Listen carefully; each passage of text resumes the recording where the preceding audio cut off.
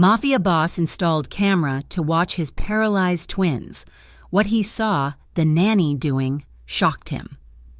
The basement control room hummed with the low, steady drone of cooling fans, a sound that had become the only lullaby Dante Morello could tolerate.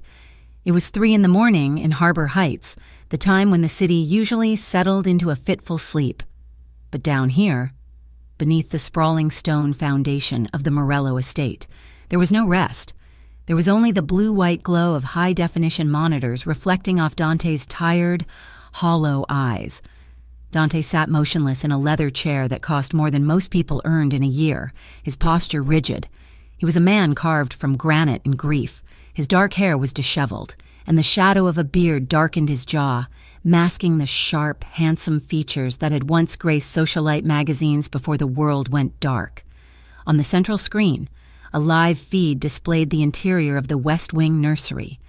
It was a spacious room, designed with the best intentions but executed with cold precision. 2 pediatric hospital beds sat parallel to each other. In one, Marco slept flat on his back, his small chest rising and falling in a rhythm that Dante counted subconsciously.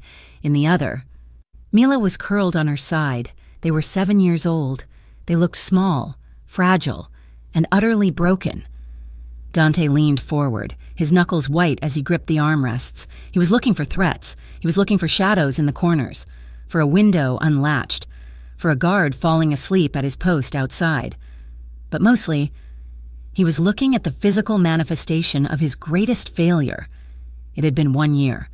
The memory did not fade with time. It sharpened, playing on a loop in his mind just as clearly as the footage on the screens. It had been a Tuesday. The sun had been shining, a rare, crisp autumn day. He had been driving the armored SUV, his wife Elena in the passenger seat laughing at something Marco had said from the back.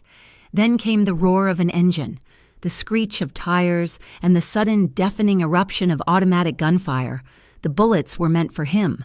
They were meant to decapitate the Morello crime family. Instead, they shredded the side of the vehicle where the children sat. Elena had thrown herself backward to shield them, taking a bullet that ended her life instantly. The car had spun, crashing into a concrete divide, when Dante woke up in the wreckage, covered in blood that was not his own. The silence from the back seat was heavier than the steel crushing his legs. The doctors said it was a miracle the twins survived, but when the prognosis came, paralysis from the waist down, permanent spinal trauma, Dante did not feel like he had witnessed a miracle. He felt he had been cursed. He exhaled slowly, the breath shuddering in his chest. Since that day, he had turned the mansion into a fortress. He trusted no one. The previous staff had been dismissed, replaced by a rotation of guards and nurses who were vetted so thoroughly it bordered on invasion of privacy. Yet none of them lasted. The last nanny, a woman with 30 years of experience, had quit 2 days ago. She had screamed at him in the foyer, her voice trembling, telling him that she could not work in a prison, that his constant monitoring and explosive temper were suffocating the very children he was trying to protect. Dante did not care about her feelings. He only cared that Marco and Mila were breathing. The door to the control room buzzed and opened.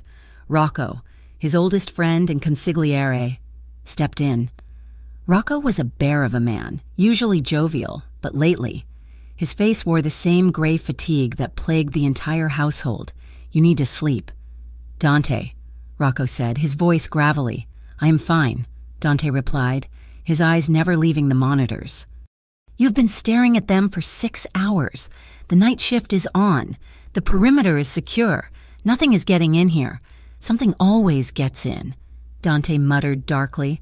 Rocco sighed, stepping closer and placing a folder on the console. "We have a problem with the care schedule. The agency sent over a new profile. They are running out of candidates. Dante, your reputation is preceding you. No one wants to work for the grieving wolf who watches their every move." Dante finally turned, his gaze cold. "I pay triple the market rate. That should be enough. It is not about the money. It is about the environment. The twins are regressing. Marco has not spoken a full sentence in weeks. Mila flinches if you drop a spoon. They need stability, not a rotating door of terrified nurses. Rocco tapped the folder. Her name is Claire Weston. She is young, but her resume is solid. Pediatric nurse, specialized physical therapist. She worked in the trauma ward at St. Jude's for 5 years. She is coming for an interview at 10. Cancel it, Dante said, turning back to the screens. I do not want another stranger in the house. Rocco's hand slammed down on the console, startling Dante. He leaned in, his voice low and firm. You have no choice. You cannot bathe them, feed them, and do their therapy while running the organization and hunting down the men who did this. You are one man. Dante, let the woman come. If you do not like her, you fire her, but the twins need care. Dante stared at Rocco, seeing the desperation in his friend's eyes. Rocco loved those kids too. Slowly, the fight drained out of Dante's shoulders. Fine, Dante whispered. 10 o'clock. But she undergoes the full security protocol. At 10 o'clock sharp. Claire Weston stood in the grand foyer of the Morello mansion. The space was intimidating, all black marble and towering columns, feeling more like a mausoleum than a home. Claire smoothed the front of her navy blue slacks. She had chosen practical clothes, slacks, a white blouse, and comfortable shoes suitable for lifting and moving patients. Her blonde hair was pulled back in a severe, neat ponytail, exposing a face that was scrubbed clean of makeup. She was terrified. She knew who Dante Morello was. Everyone in Harbor Heights knew the name, and the whispers about the tragedy had circulated through every hospital break room in the city. But she needed this job. She needed the money, and more than that, she needed to lose herself in work that mattered. Work that was so demanding it would drown out the noise in her own head. A guard patted her down with professional indifference before nodding toward the double doors of the library. Mister, Morello will see you now, the guard said. Claire took a deep breath, gripped the strap of her canvas bag, and pushed the doors open. The library was dim, the heavy velvet curtains drawn against the morning sun. Dante Morello sat behind a desk that looked like it had been carved from the hull of a warship. He did not stand when she entered. He watched her, his eyes dark and piercing, dissecting her before she had even spoken a word. Sit, he commanded, his voice a deep baritone that vibrated in the quiet room. Claire sat in the straight-backed chair opposite him. She folded her hands in her lap to hide the slight tremor in her fingers. Mr. Morello, she said, her voice steady despite her nerves. Thank you for seeing me. Dante did not return the pleasantry. He picked up her file, flipping it open. Claire Weston, you left your position at the hospital 4 months ago. No employment since? Why? I took some personal time, Claire answered, keeping her face neutral. Personal time, Dante repeated, skepticism dripping from the words. In my experience, people who take personal time are either running from something or hiding something. Which is it? Miss Weston? Claire met his gaze. She felt a flash of irritation mixed with her fear. Does it impact my ability to manage a catheter or conduct range of motion exercises? Dante stopped flipping the pages. He looked up, surprised by the bite in her tone. It might, if you crack under pressure. I do not crack, Claire said. I worked in a pediatric trauma unit. I have seen things that would make grown men weep. I can handle pressure. Dante leaned back, studying her. He tapped a finger on the desk. You should know that this house is under constant surveillance. There are cameras in every hallway, every exterior wall, and specifically in the children's suite. I watch everything, I listen to everything. If you're uncomfortable with that, you can leave now. Claire hesitated. The idea of being watched constantly was unsettling, but she looked at the man before her.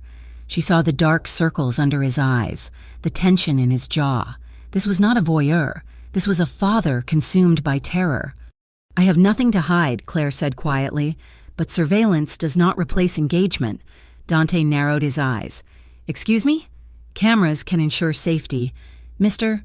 Morello, but they cannot build trust. I am not worried about you watching me. I am worried about whether those children feel like they are living in a home or a secure facility. Dante's expression hardened. They are living where they are safe. That is all that matters. Is it? Claire challenged gently. Is surviving the same as living? Silence stretched between them, thick and tense. Dante looked as if he might throw her out right then. He was not used to being questioned, especially not by staff, but there was something in her eyes, a quiet defiance that sparked a reluctant curiosity in him. She was not cowering. You have a lot of opinions for someone who has not met the patients, Dante said icily. Claire stood up. Taking a risk? Then let me meet them. Dante stared at her for a long moment, then pressed a button on his desk phone. Rocco. Escort, miss. Weston to the nursery. The nursery was on the second floor. When Claire entered, the heavy door clicking shut behind her, she was struck by the silence. It was a beautiful room, filled with expensive toys that looked untouched. Marco and Mila were sitting in their wheelchairs by the window, looking out at the gardens. They did not turn around when she entered. They sat with a stillness that was unnatural for 7-year-olds. Claire set her bag down. She did not use the high, chirpy voice adults often used with children. She walked over to them and knelt down on the hardwood floor until she was eye level with their waists. "Hello," she said softly. Marco turned his head slowly. He had his father's dark eyes, but they were dull, lacking any spark. Mila refused to look, picking at a loose thread on her blanket. "I am Claire," she continued. "I am supposed to be your new nurse." "We do not want a nurse," Marco said, his voice flat. "I figured," Claire said, "who would?" "Nurses smell like alcohol wipes and always want you to do things that hurt." Mila glanced at her, surprised by the admission. Claire looked around the room, then back at them. "You know, this place is very nice, but it feels a bit like a hospital, does it not?" Marco frowned. "It is a fortress. That is what Dad calls it. A fortress," Claire repeated. "Fortresses are good for keeping bad guys out, but they are also really good at keeping people stuck inside." She shifted her weight, sitting cross-legged on the floor now, completely ignoring the pristine condition of her slacks. "I bet you hate it." Mila turned fully then, her brow furrowed. "Hate what? Being told what to do, being watched, having people like me come in here and smile at you like everything is fine when it is obviously not fine." The twins exchanged a look. This was new. The other nannies had tried to distract them with cookies or cartoons. "I hate the chair," Marco whispered, his hand gripping the wheel. "I know," Claire said, nodding seriously. "It sucks." "Dad says we have to be grateful we are alive," Mila said, her voice small and trembling. Claire's heart broke a little, but she kept her expression steady. "You can be glad to be alive and still be angry that this happened to you. You are allowed to be mad, Mila. You are allowed to hate the chair.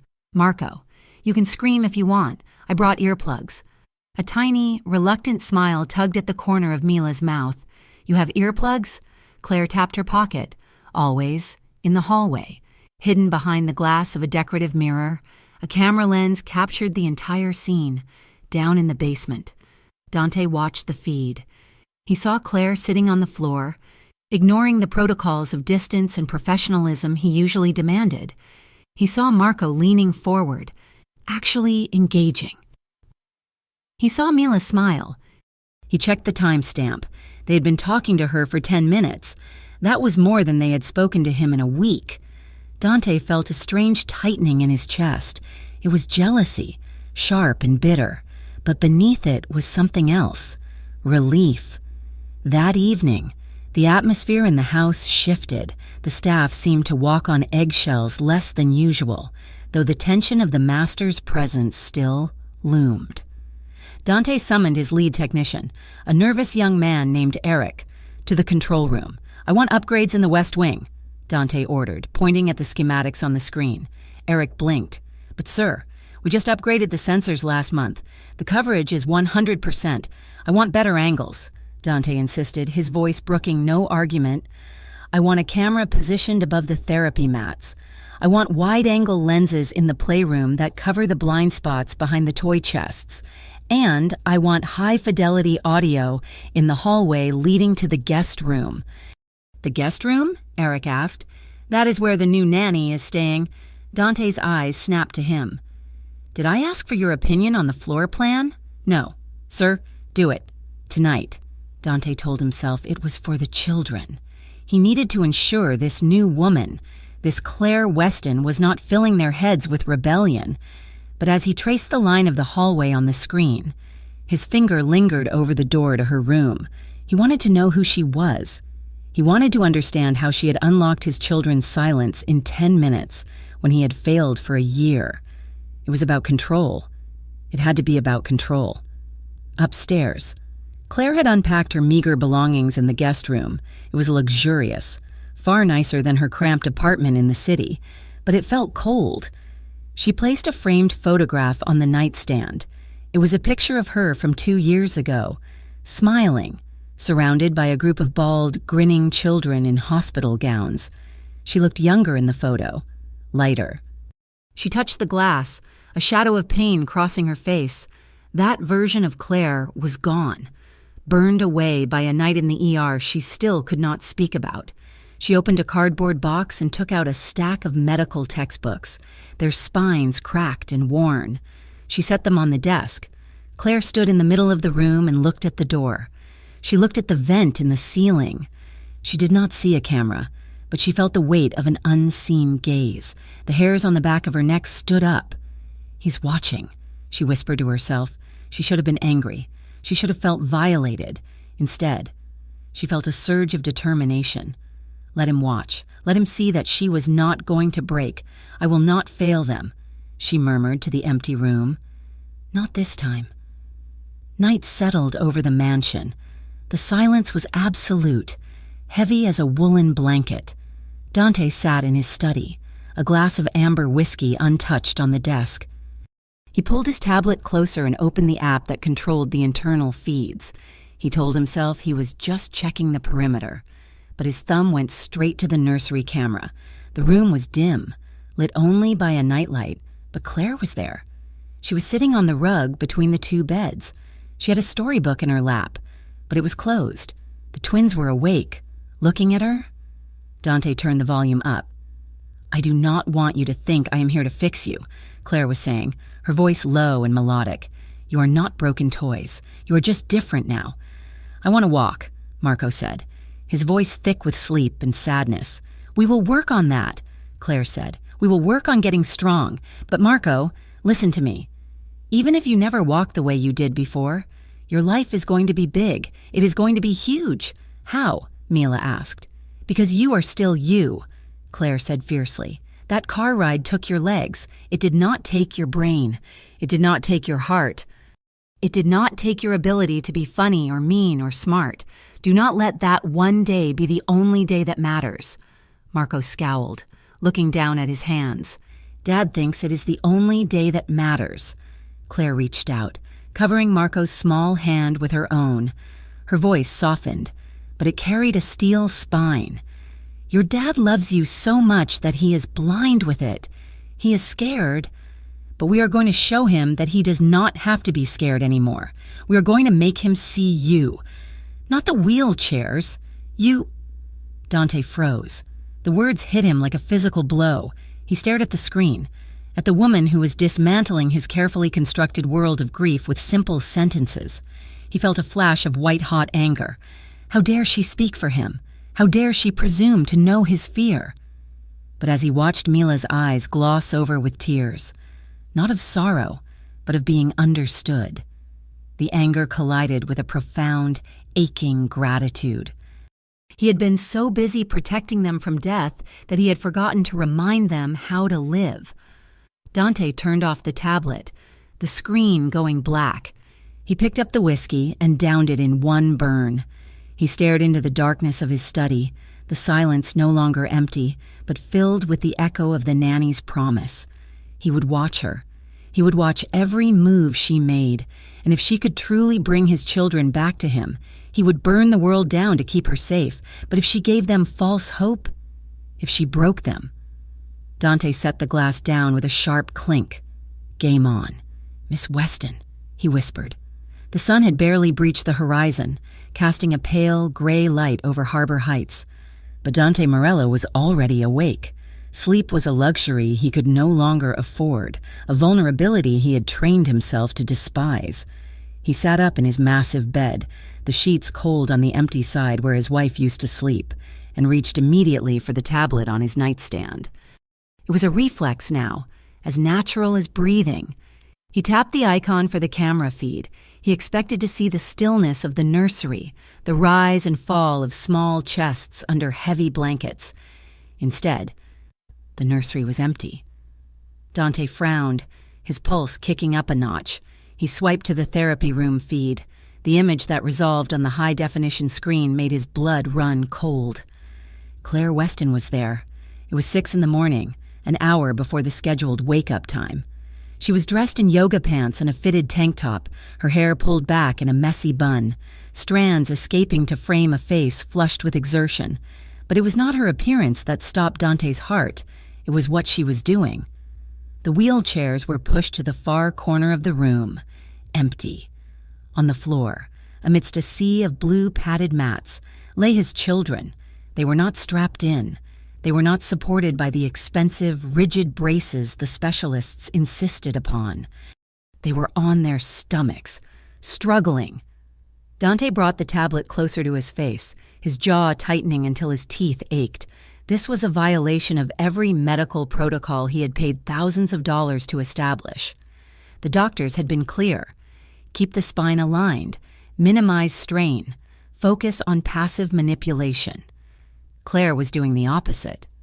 On the screen, audio crackled to life as Dante turned up the volume. "I cannot do it," Marco shouted, his voice cracking with a mix of rage and exhaustion. His small arms were trembling as he tried to push his upper body off the mat. "You are not trying," Claire said. Her voice was not the soft, cooing tone of a nurse. It was hard, demanding. "I am trying, it hurts, it is supposed to hurt," Claire shot back. She was kneeling between them, her eyes locked on Marco. "Your muscles are sleeping. Marco, you have to wake them up." "Push, I hate you," Marco screamed, collapsing onto his face. "I hate this." "Good," Claire said, and the calmness of her tone was chilling to Dante. "Use that. If you are strong enough to hate your dad for what happened, you are strong enough to push your arms and feel your heart pound." Dante stiffened, the tablet nearly cracking in his grip. She had crossed a line. She was weaponizing his children's trauma, using their hatred of him as fuel. "I cannot move them," Mila cried from her mat, tears streaming down her face. "They are dead legs." "They are not dead," Claire said, turning to her. "They are yours. Now push. Mila, do not look at me. Look at your brother." Marco let out a guttural sound of frustration and heaved himself up again. He was shaking violently. Claire did not help him. She sat back on her heels, watching, her face unreadable. Marco pushed harder, his face turning red, sweat dripping from his nose. He managed to lift his chest 6 inches off the mat, his center of gravity shifting dangerously. "Hold it," Claire commanded. I cannot... "Hold it." Marco's left arm gave out. Dante gasped, half rising from his bed, on the screen. Marco toppled sideways. He did not hit the hard floor. Claire had strategically placed a thick bolster pillow exactly where he fell. But the loss of control was total. He sprawled onto the pillow, sobbing, a sound of utter defeat. Dante waited for Claire to panic. He waited for her to rush over and apologize, to call for help. Instead, she crawled over to Marco and lay down on the mat beside him, mirroring his position. She wrapped an arm around his shoulders, pulling his face into her chest. "You see?" she whispered, her voice suddenly fierce and low, but the high-quality microphone picked it up clearly. "You fell, and you are still here. You did not break. Marco, I am scared." The boy wept into her shirt. "I know," Claire said, stroking his hair with a trembling hand. "Being afraid does not mean you are weak. Marco, it means you are smart. But you have to get back up." Dante did not hear the rest. He was already moving. The door to the therapy room flew open with enough force to bounce off the wall. Dante stood in the threshold, fully dressed in a charcoal suit he had thrown on in a blind fury. His presence sucked the oxygen out of the room. "Get away from them," Dante snarled. The scene froze. Marco and Mila looked up, their eyes wide with terror. Claire scrambled to her knees, positioning herself instantly between the looming figure of the Mafia boss and the two children on the floor. She looked like a sparrow trying to stare down a hawk. "Dante," she started, breathless. "I gave you specific instructions," Dante said, his voice dropping to a low, dangerous rumble as he stalked into the room. His Italian leather shoes clicked sharply on the hardwood before he stepped onto the mats. "You are to follow the medical regimen. You are to keep them safe. They are safe," Claire said, standing up. She was a foot shorter than him, forced to tilt her head back to meet his gaze, but she did not step back. "You call this safe?" Dante gestured violently at the empty wheelchairs. "You threw him on the floor. I watched you. You let him fall." "I let him learn that falling is not fatal," Claire fired back. Her chest was heaving, her face flushed red from the workout and the adrenaline. "You are fired," Dante said, the words sharp as a knife. "Get your things." "No." The word hung in the air. Dante blinked, stunned. No one said no to him, not his captains, not his enemies, and certainly not the help. "Excuse me, I said no," Claire repeated. She took a step closer to him, invading his personal space. "You can drag me out by my hair if you want, but I am not leaving these kids with you and your machines." Dante stared at her. The audacity was breathtaking. "You are reckless," he spat. "You are hurting them. I am waking them up," Claire yelled, her voice echoing off the mirrors. "Look at them, Dante." "Look." Dante's eyes flicked to the twins. They were not crying anymore. They were watching the adults with wide, stunned eyes. Marco was sitting up on the pillow, wiping his nose. He looked terrified of his father. Yes, but he was looking at Claire with something Dante had not seen in a year. Awe. "You are wrapping them in cotton and cameras," Claire said, her voice shaking with emotion. "You are keeping them alive, sure, but you are slowly killing their spirits. You treat them like they are made of glass. They are children, Dante.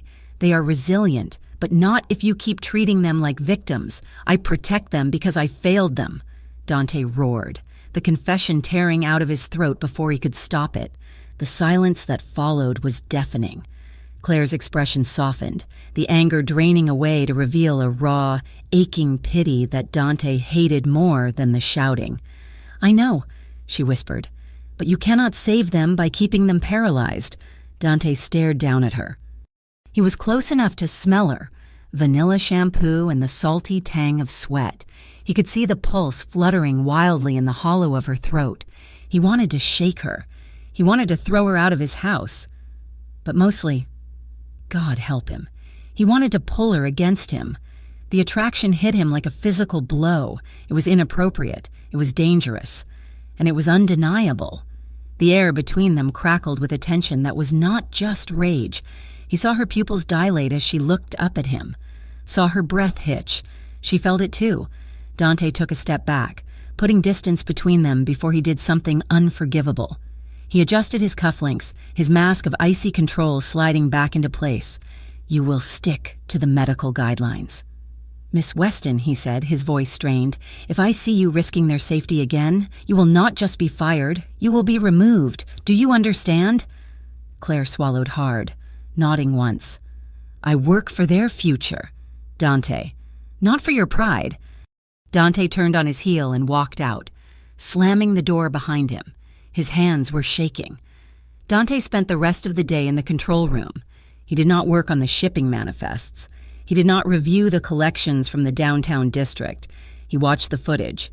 He rewound the morning session. He played it at half speed. He zoomed in on Claire's face. He watched the way her jaw set when she challenged Marco. He watched the way her hands trembled, not from weakness, he realized, but from the sheer physical effort of supporting the boy's weight without him knowing she was doing it. He watched the way her expression crumbled into tenderness the moment Mila rested her forehead against Claire's shoulder. She was not cruel. He knew that now. Cruelty was cold. This woman burned hot. She was fearless in a way he was not. He faced men with guns without blinking, but he was terrified of his children's pain. Claire walked right into that pain and held it with them. Dante leaned back in his chair, rubbing a hand over his face. He felt exposed. He had built this fortress to keep threats out, but the biggest threat to his equilibrium was currently sitting in the nursery, reading a book about dragons to two paralyzed children. He needed to find a flaw.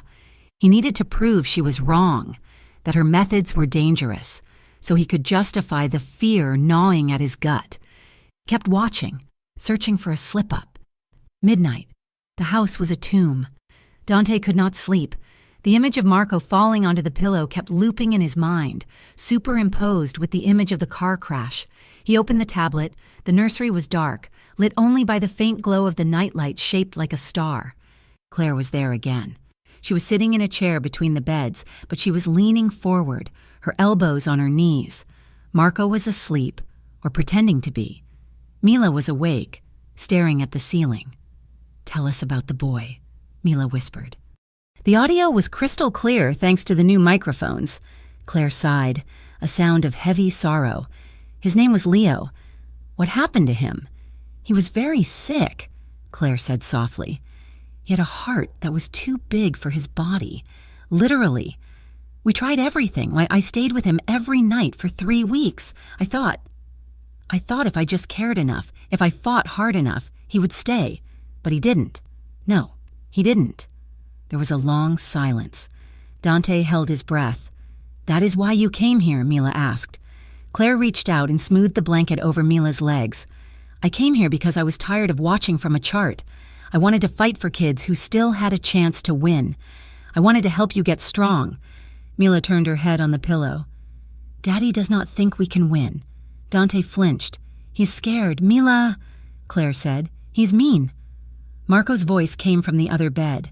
"He was not asleep. He's a monster. Everyone is scared of him. Even the guards are scared of him." Dante closed his eyes. Monster. The word had been thrown at him by rivals, by prosecutors, by the media. But hearing it from his 7-year-old son felt like a bullet to the chest. "He thinks we are broken," Marco whispered. "That is why he watches us. To see if we break more." "No," Claire said firmly. She stood up and moved to Marco's bed, tucking the sheet around his shoulders. "He watches you because you are the only precious things he has left. He has forgotten how to look without staring." She kissed Marco's forehead. "Go to sleep. Tomorrow we work on the parallel bars." Dante stared at the screen for a long time after the room went silent. He felt hollowed out. He had thought the cameras were his way of protecting them, of being a good father. Instead, they had become the very symbol of his monstrosity. Dante needed a drink, not water, something that burned. He walked into the kitchen, the marble floors cold beneath his bare feet. He had discarded the suit jacket and tie, his white dress shirt unbuttoned at the collar, sleeves rolled up to his elbows. He did not turn on the lights. The moonlight streaming through the French doors was enough. He reached for the bottle of bourbon on the counter just as the service door swung open. Claire walked in, holding an empty glass pitcher. She stopped short, gasping. "Oh," Dante turned, bottle in hand. For a second, he looked like the monster Marco had named him, shadowy, large, imposing. I am sorry," Claire stammered, stepping back. "I was just getting warm milk. The twins, they settled down, but I thought it might help them sleep through the night." Dante said nothing. He set the bottle down. Claire moved to the refrigerator, her movements jerky and nervous. She grabbed the carton of milk and turned back to the counter, pouring it into the pitcher. Her hands were shaking. "You are up late," she said, her voice tight. "I do not sleep," Dante replied. His voice was rougher than usual. Claire fumbled with the carton. Milk sloshed over the rim of the pitcher, spilling onto the dark granite counter. "Damn it," she whispered, reaching for a towel. "Let me," Dante said. He moved before she could react. He stepped into her space, reaching for the towel at the same time she did. His hand covered hers on the countertop. They both froze. Dante's hand was large, warm, and rough. Claire's was small and cold. The contact was electric. It sent a shockwave up Dante's arm that had nothing to do with static and everything to do with the woman standing inches from him. He looked down at her. In the moonlight, her eyes were wide, the pupils blown. She looked terrified, but she did not pull away. "Claire," he said. It was the first time he had used her first name. She looked up at him, her lips parted slightly. The air in the kitchen became heavy, suffocatingly intimate.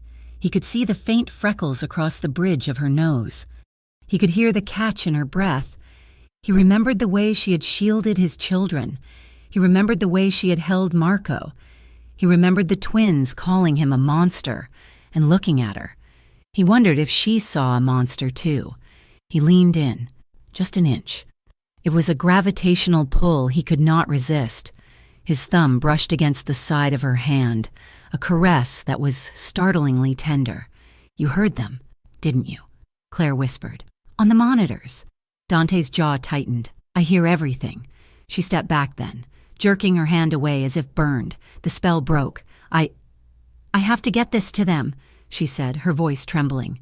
"Boundaries, Mr. Morello. We need to keep boundaries." She grabbed the pitcher, forgetting the spilled milk, and rushed out of the room. Dante remained standing by the counter, his hand still tingling where he had touched her. He looked at the puddle of white milk on the black stone, slowly dripping onto the floor. He gripped the edge of the counter until his knuckles turned white. He wanted to chase her. The urge was a living thing in his chest. He wanted to tell her that he was not a monster. Or maybe he wanted to ask her to save him too. The next day, the atmosphere in the West Wing changed. Dante watched from the monitors, but he sat further back in his chair. Claire had adjusted. There were no more tears, no more shouting matches. She had turned the therapy into a game. On the screen, she had set up a line of colored blocks on a table. "Okay, Captain Marco," she said, wearing a ridiculous paper hat she must have made herself. "The alien fleet is approaching. You have to blast them." Marco was holding a soft foam ball. He had to lift his arm to throw it. Yesterday, he had cried. Today, he narrowed his eyes, biting his lip in concentration. "Fire!" Claire yelled. Marco threw the ball. It missed the blocks, but his arm moved. It moved clearly, deliberately. "Close!" Claire shouted. "Reload!" Mila was cheering from her chair. "Get them!" "Marco!" Dante watched, mesmerized. It was a tiny movement, a nothing movement. But to him, it looked like a mountain moving. He saw the way the twins looked at Claire. They trusted her. They were laughing. The sound of laughter in the house was so foreign it felt like a hallucination. Dante picked up his phone and dialed the house doctor. "Doctor. Aris." "Sir." The doctor answered on the first ring. "I want a report," Dante said. "A real one. I see what she is doing. Is it working?" There was a pause on the line. "I reviewed the biometric data from their smartwatches this morning. Mr. Morello. And muscle engagement is up 15% in the upper torso. Neural response times are faster. Whatever she is doing, it is aggressive. But the twins are responding. I have not seen Marco initiate movement like that since the accident." Dante closed his eyes, letting out a breath he felt he had been holding for a year. "Is it a recovery?" Dante asked. "It is progress," the doctor said carefully. "Full recovery is unlikely. But this is quality of life, Dante. She's giving them their lives back." Dante hung up the phone. He looked back at the screen. Claire was high-fiving Marco, her smile radiant, lighting up the dreary room. Dante felt a crack in the ice that encased his heart. It was a dangerous feeling. Hope was dangerous. Caring about the woman who brought that hope was even more dangerous. He touched the screen, his finger tracing the outline of Claire's face. "Do not make me regret this," he whispered to the image. He knew, with a sinking certainty, that he was already in too deep. If anything happened to her now, if anyone tried to hurt the woman who was making his children laugh again, the violence he would unleash would make his past crimes look like mercy. Weeks bled into a month, and the heavy, suffocating atmosphere of the Morello mansion began to shift. It was a subtle change at first, like the air clearing after a long thunderstorm. The silence that had defined the West Wing for a year was slowly replaced by new sounds. The screech of rubber tires on hardwood, the thud of foam blocks, and, most shocking of all to Dante, the sound of laughter. Claire had established a routine that was part military discipline and part chaotic creativity. Mornings were for the hard work. She ran the twins through grueling physical therapy sessions, stretching atrophied muscles and challenging their range of motion until they were sweating and grumbling. But she balanced the pain with an infectious energy. She turned their wheelchairs into spaceships, taping cardboard wings to the armrests, the long marble hallway. Once a place of hushed whispers, became the galactic highway. Dante watched it all. He sat in his control room, the blue light of the monitors washing over his face, witnessing a transformation he had not thought possible. He watched Claire tie a cape around Marco's neck, declaring him the commander of the fleet. He watched her race them down the hall, her socks sliding on the floor, making engine noises that made Mila giggle so hard she almost fell out of her chair. His suspicion, once a sharp blade held against her throat, was dulling into a confused admiration.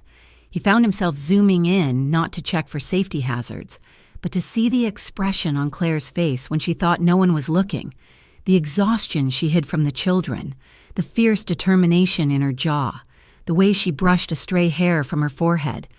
He was becoming a student of her mannerisms. One Tuesday afternoon, the camera picked up a conversation in the playroom. Claire was sitting on the floor, surrounded by Lego bricks. "Your dad should be the emperor," Marco said, snapping a red brick onto a tower. "He's scary enough." Claire looked up from the castle she was building. "He's not that scary. He's just busy." "You should ask him to play," Marco scoffed. "He would never play. He has business. He always has business." Dante, watching from the basement, felt a pang of guilt strike his chest. It was a physical ache. He reached for the intercom button, his thumb hovering, but he did not press it. He saw the resignation in his son's face, a 7-year-old who had already decided his father was a ghost in his own home. The next day, Dante rearranged his schedule. He pushed a meeting with the union heads and ignored 3 calls from his capos. At 2 in the afternoon, he walked into the therapy room. The room went silent. Claire was spotting Marco on the parallel bars, her hands hovering at his waist. Mila was cheering from the side. They all turned to look at him. Dante felt ridiculous in his 3-piece charcoal suit, standing in a room full of brightly colored mats and exercise balls. I have some time," Dante said, his voice stiff. Claire's eyes widened, a flicker of surprise and approval crossing her face. She did not make a big deal of it. She simply nodded. "We could use a spotter," she said. "Marco is trying to hold his weight for 30 seconds. I need someone to hold the chair steady so it does not roll back if he slips." Dante stepped forward. He felt large and clumsy in the space. He gripped the handles of the wheelchair behind Marco. "Ready." "Marco?" Dante asked. Marco looked at him, his eyes wide. "Yeah." "Okay, up," Claire commanded. Marco pushed. His arms shook, his face turning pink with effort. Dante watched the small muscles in his son's neck strain. He wanted to help, to lift him, but he remembered Claire's rule. Do not do it for them. So he just held the chair, his knuckles white, anchoring his son to the earth. 20 seconds, Mila shouted. 5 more, Claire encouraged. Breathe, Marco. Marco collapsed back into the chair at 32 seconds, gasping. "Did you see that?" Marco breathed. Looking up at Dante, "I saw," Dante said. He hesitated, then rested his hand briefly on Marco's shoulder. "You are getting strong." Mila rolled her chair closer, eyeing Dante's feet. "You are going to ruin your shoes." "Dad," she said, pointing, "those are Italian, right? Rocco says they cost more than a car." Dante looked down at his pristine Oxfords, now scuffed slightly against the metal frame of the wheelchair. He looked at Mila's impish grin. A laugh bubbled up in his throat. A rusty, unfamiliar sound. "They are just shoes." "Mila," Dante said, a small smile breaking the hard line of his mouth. "I can buy more shoes. I cannot buy another Marco." The room seemed to warm by 10 degrees. Claire was watching him, her blue eyes soft, and for the first time, Dante did not feel like an intruder. He felt like a father. The fragile peace was tested 3 nights later.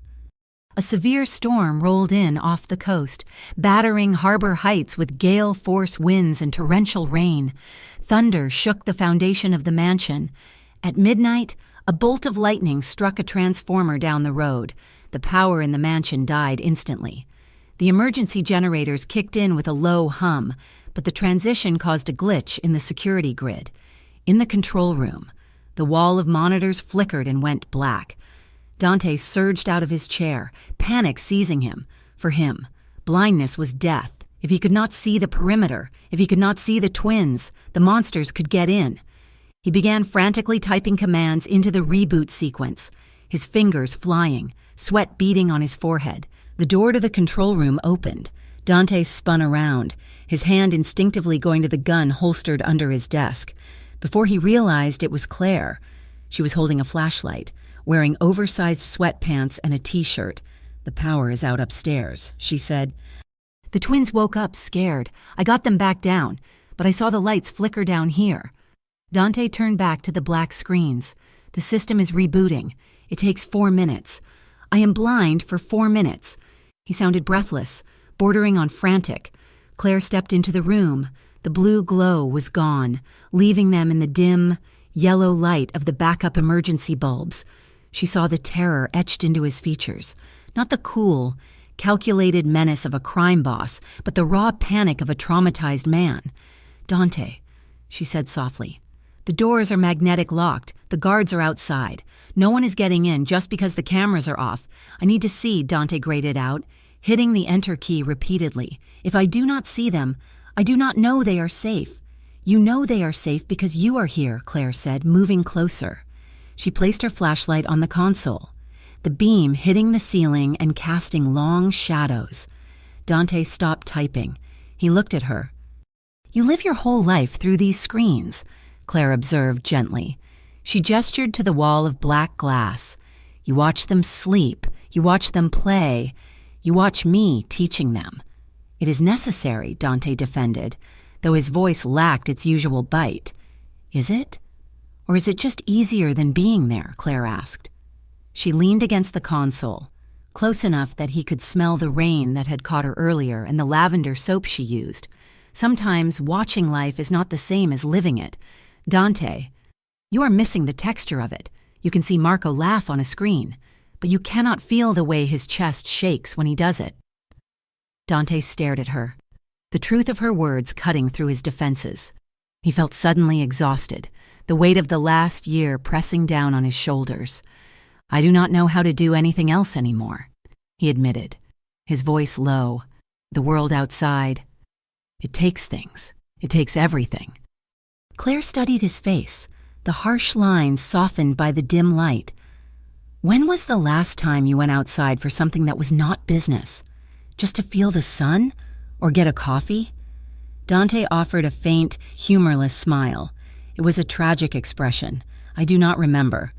The silence that followed was intimate, wrapped in the hum of the generator and the distant roll of thunder. They were two people hiding from the world in a bunker, bound by the same damaged children. The system eventually flickered back to life, the cameras popping up one by one. Green lights signaled all clear. Dante exhaled, his shoulders dropping, but the tension had shifted from panic to something else, something magnetic. "I should check the upstairs breakers," Dante said, needing to move to escape the closeness of the control room. "I will walk you back." They walked through the shadowed hallways of the mansion. The house was quiet, the storm outside muffled by thick stone walls. "I cannot sleep when it storms," Claire admitted, hugging her arms around herself. "It sounds too much like the hospital alarms. When the power goes out there, the ventilators beep. It is a sound that sticks in your bones. I know the feeling," Dante said. He walked beside her, matching her pace. "For me, it is not beeps. It is sudden noises. A car backfiring, tires screeching. I wake up reaching for a weapon before I open my eyes. We are a pair, aren't we?" Claire gave a dry, sad laugh. "The nurse who cannot fix people, and the father who cannot protect them." "You are fixing them," Dante said seriously. He stopped as they reached her bedroom door. "You are doing what I could not." They stood in the corridor. the silence thick and heavy between them. The air felt charged, like the ozone before a lightning strike. Dante looked down at her. She looked up, her eyes searching his face. He saw the kindness there, and the weariness. He wanted to smooth the worry from her forehead. His gaze dropped, involuntarily, to her lips. They were parted slightly. He remembered the feeling of her hand under his in the kitchen. Dante took a half step closer. Claire did not retreat. Her breath hitched, a small, audible sound in the quiet hallway. He could bridge the distance. It would be so easy. To lean down, to taste the peace she seemed to carry with her. Dante's jaw tightened. He physically pulled himself back, his hands clenching into fists at his sides. "I cannot cross this line." "Claire," he muttered, his voice rough. Claire swallowed, her eyes shimmering. She looked equally shaken, as if she had been standing on the edge of a cliff and almost jumped. "I know," she whispered.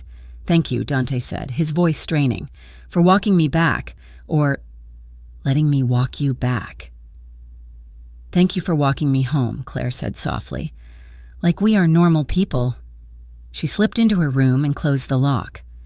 Dante stood in the hallway for a long time, staring at the wood grain, listening to the thudding of his own heart.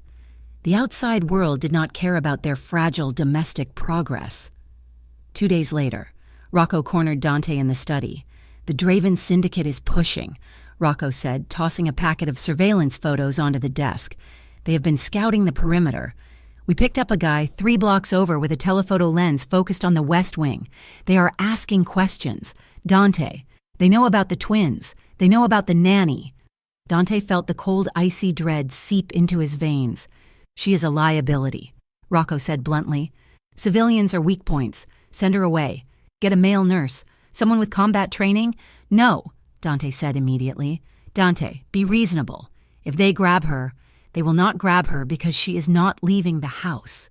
Dante snapped. "The twins are finally improving." Marco laughed. "Rocco." He laughed. "I am not taking that away from them." "Then we need to lock it down harder," Rocco said. "Fine. Double the perimeter guard. Reroute the server traffic to the encrypted network. No one comes in or out without my personal authorization. The mansion, which had started to feel like a home, tightened back into a prison. The pressure cooker atmosphere was palpable. Claire felt it. The guards were tenser, their patrols more frequent. One afternoon, in the playroom, Claire was helping Mila with a stretching exercise when she glanced up at the corner of the ceiling. There was a camera there, standard issue, but then her eyes caught a glint of metal near the floor, tucked behind a bookshelf. She walked over and crouched down. It was a micro camera, positioned at knee height. It was pointed directly at the changing area where she helped the twins get dressed. A cold chill washed over her. That evening, she found Dante in the kitchen. She did not lead with pleasantries. "Why is there a camera at floor level in the playroom?" she asked. Dante did not look up from his espresso. "Blind spots. We had to cover the lower angles." "Do you record audio in their bedrooms?" Claire asked, her voice rising. Dante paused. He took a sip of coffee. "Safety requires total awareness. That is a yes," Claire said, disbelief coloring her tone. "Dante, they are 7. They deserve privacy. If they feel like exhibits in a zoo, they will never feel safe. You will lose them emotionally, and no amount of guards will bring them back." Dante slammed his cup down. "You do not understand the threat." "Then tell me," Claire yelled back. "Stop treating me like an employee you can manage and tell me why the house feels like a bunker." Dante said nothing. He could not tell her. Telling her would make her an accomplice, and he wanted her hands clean. The tension boiled over on Saturday. It was a beautiful, crisp day. Claire, noticing the twins' pale skin and lethargy, decided they needed fresh air. She helped them into their chairs and wheeled them toward the French doors leading to the back garden. "Miss Weston." A guard stepped in front of the doors, his hand on his sidearm. "I cannot let you do that. We are just going to the patio," Claire said, frustrated. "It is 10 feet. Protocol is clear. No outdoor access without 24-hour notice and a security sweep. This is ridiculous," Claire snapped. "Move aside," the guard said. "What is going on here?" Dante's voice boomed across the foyer. He descended the stairs, his face thunderous. "She is trying to breach the perimeter, sir," the guard said. "I am trying to take your children into the sun," Claire shouted, spinning to face Dante. "Look at them! Dante, they are translucent. They need vitamin D, not just vitamin supplements. Get them back to their rooms," Dante ordered, his voice shaking with suppressed rage. "They are not prisoners," Claire argued, standing her ground between the wheelchairs and the Mafia boss. "You cannot heal in a cage. The world out there is full of people who want to put bullets in their backs," Dante roared. The scream echoed in the large foyer. The twins shrank into their chairs. Claire went silent. She looked at Dante, really looked at him. She saw the vein throbbing in his temple, the wild look in his eyes. It was not anger, it was terror. Pure, unadulterated terror. He was reliving the accident every time he looked at the doors. Her expression softened, the fight draining out of her. "Dante," she said softly, "the bullets are not here right now, but the fear is hurting them too." Dante stared at her, chest heaving. He looked at Marco and Mila, who were watching him with wide, frightened eyes. He realized, with a sickening lurch, that he was the one scaring them. "Take them upstairs," he whispered, his voice cracking. "Please." That night, the house was silent again. Claire was in the kitchen, making tea. Her hands were still shaking slightly from the confrontation. Dante walked in. He looked like he had gone 10 rounds in a boxing ring. His tie was loosened, hanging crookedly around his neck. His shirt sleeves were rolled up, revealing thick forearms. He slumped against the counter, rubbing his eyes. "I'm sorry I yelled," he said to the floor. Claire turned, the kettle whistling softly behind her. She took it off the burner. "I pushed too hard," she said. "I forget. I forget that you are carrying a lot." Dante looked up. His eyes were dark pools of exhaustion. Claire leaned against the counter opposite him. "What was she like? Your wife?" Dante blinked. Surprised by the question, he hesitated, looking past Claire into the middle distance. Elena. She was loud. He let out a soft, sad chuckle. She loved color. She painted the dining room bright red one weekend because she said the house was too serious. She loved crowded dinners, music, chaos. She was the opposite of this. He gestured to the silent, empty kitchen. "She sounds wonderful," Claire said quietly. "She was the light," Dante said, "and I let her go out. You did not let anything happen. Dante, you survived." Claire reached out. It was an impulsive move, born of an overwhelming need to comfort him. She placed her hand over his where it rested on the cool granite. The contact was electric. Dante looked down at her hand. It was small, pale against his olive skin. He did not pull away. Instead, he turned his hand over, his fingers curling around hers. His thumb began to trace small, slow circles on the back of her hand. It was a reverent touch, intimate. Claire's breath hitched in her throat.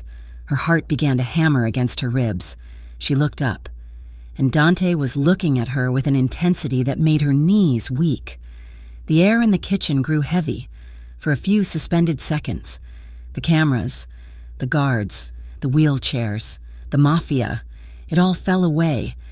There was just the heat of his skin against hers, the rough pad of his thumb soothing the tension in her hand. Dante took a step closer. He was close enough that she could feel the heat radiating from his body. "Claire," he murmured. It sounded like a prayer and a warning. Claire felt herself leaning in. She wanted this. She wanted to step into the circle of his arms and forget about the lines that couldn't be crossed. But the image of the twins' faces earlier that day flashed in her mind. "I work for you. Dante," she whispered, her voice trembling. "I work for your children." Dante stopped. His thumb stilled on her skin. He closed his eyes for a second, a look of pain crossing his face. "I know," he said roughly. "That is precisely what makes this so complicated." He squeezed her hand once, hard, and then let go. The loss of contact was immediate and cold. "Good night." "Claire," Dante said. "Good night," she whispered. He turned and walked out of the kitchen. Claire leaned back against the wall, sliding down until she hit the floor. She pressed her hand to her chest, trying to calm her racing heart, terrified by how much she wanted him to come back. The days that followed were defined by a quiet, simmering heat that had nothing to do with the summer sun and everything to do with the way Dante Morello looked at Claire Weston.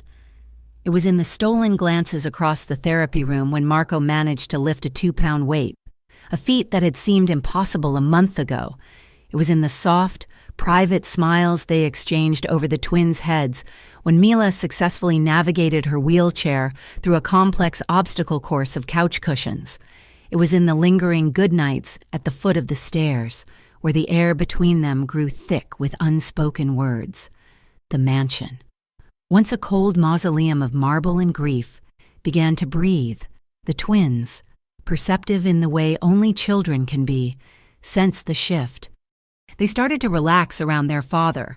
During a game of space station defense that Claire invented, Dante found himself conscripted as the alien overlord.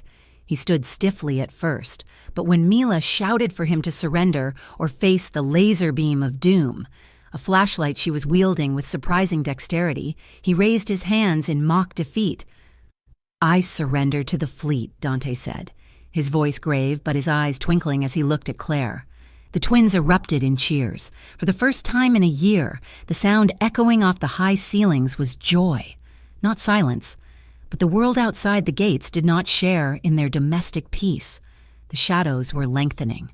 Dante sat in his study, a glass of water sweating on the coaster. In front of him lay a series of photographs and printouts that Rocco had intercepted. They were doctored images, clumsy but effective, showing Dante meeting with federal agents. They were designed to sow discord among his ranks. But it was the text message that made his blood run cold. "Nice teacher you brought into your cage. Does she know she is babysitting dead kids?" Dante crumbled the paper in his fist. They knew about Claire. They knew she was important. He summoned Eric, his tech lead. "Audit the system," Dante ordered, his voice low and deadly. "Every camera, every sensor, every line of code. Someone is leaking information. Someone inside this house." Eric nodded, pale and sweating. "I will run a full diagnostic. Mr. Morello. It will take a few hours. Do it now." It was a Tuesday afternoon. Dante had to leave for a meeting with his capos, a necessary evil to maintain order and hunt down the source of the leak. He left with a heavy heart, his eyes lingering on the upstairs windows as his armored car pulled away. Inside the playroom, Claire was focused. She had set up a target on the wall, a large red circle with sensors that lit up when hit. "Okay, team," Claire said, clapping her hands. "We are working on accuracy and core strength. Marco, you are up." Marco wound up, his face scrunched in concentration. He threw the foam ball. It hit the outer ring. A satisfying bing echoed in the room. "Nice," Claire cheered. "Mila, your turn." While the twins played, deep in the server room of the mansion, a line of code was executed. It was not Eric. It was a remote command, triggered by someone with admin access. The camera feeds to the West Wing froze on a loop of the previous 10 minutes. The motion sensors on the side gate were disabled. A black van pulled up to the service entrance. 3 men in masks slipped out, moving with the silent efficiency of predators. They bypassed the outer guards, who were distracted by a sudden malfunction in the perimeter alarms, another diversion. Dante was 10 minutes away when his phone vibrated with a jagged, discordant alert. "System critical, multiple camera failure, Sector 4. Sector 4 was the playroom." Dante pulled up the app. The screen was static. He switched to the nursery feed. It was live, but what he saw stopped his heart. Claire was there. She was not playing. She was moving with frantic, terrified speed. She was shoving a heavy armchair in front of the door. She grabbed Marco's wheelchair, then Mila's, and wheeled them into the corner behind the heavy oak wardrobe, the only blind spot from the door. "Turn around," Dante screamed at his driver. "Go back, now!" The driver slammed on the brakes and spun the heavy SUV around, tires screeching. Dante floored the accelerator, his knuckles white on the door handle. On the screen, he saw Claire turn to the twins. Her face was pale, drained of blood, but her eyes were fierce. She put a finger to her lips. She was whispering something. Marco, trembling so hard his teeth chattered, reached up to the wall. Claire had drilled this into them. "If you are ever scared, If the bad men come, you push the red button." He pushed it. The silent alarm screamed through Dante's phone. Inside the playroom, the air was thick with terror. "Stay down," Claire whispered, her voice shaking but steady. "Do not make a sound. We are playing the quiet game. The winner gets ice cream for a year." Mila was crying silently, tears tracking through the dust on her cheeks. Claire wiped them away with her thumb, her hand trembling uncontrollably. Footsteps. Heavy boots on the hardwood floor of the hallway. Claire stood up. She grabbed the handle of the second wheelchair, an old spare they kept for parts, and jammed it under the door handle. Wedging it against the barricade she had built, the doorknob rattled. Claire flinched, but she did not back down. She grabbed a heavy brass lamp from the side table, ripping the cord from the wall. She stood in front of the wardrobe, shielding the children with her body. "Open the door!" a muffled voice shouted from the other side. Claire said nothing. She breathed in, out, out. A heavy thud shook the door. Wood splintered. The twins gasped. Claire turned her head slightly, her eyes locking with Marco's. "Breathe," she mouthed. "Just breathe." Another thud. The barricade shifted.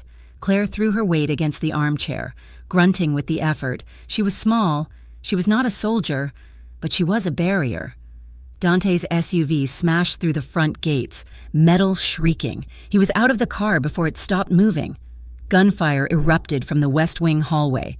Dante did not flinch. He drew his weapon and ran toward the sound, his loyal guards flanking him. They moved through the foyer, stepping over shattered vases. The hallway outside the playroom was a war zone. Two of the intruders were trying to breach the door. Another was providing cover fire against the house guards who had finally rallied. Dante moved with a cold, precise fury. He fired. One intruder went down. The others scrambled, realizing the target was harder than expected. "Clear the hall!" Dante roared. More shots. The intruders, realizing they were outgunned and the element of surprise was lost, broke for the window at the end of the hall. Dante did not chase them.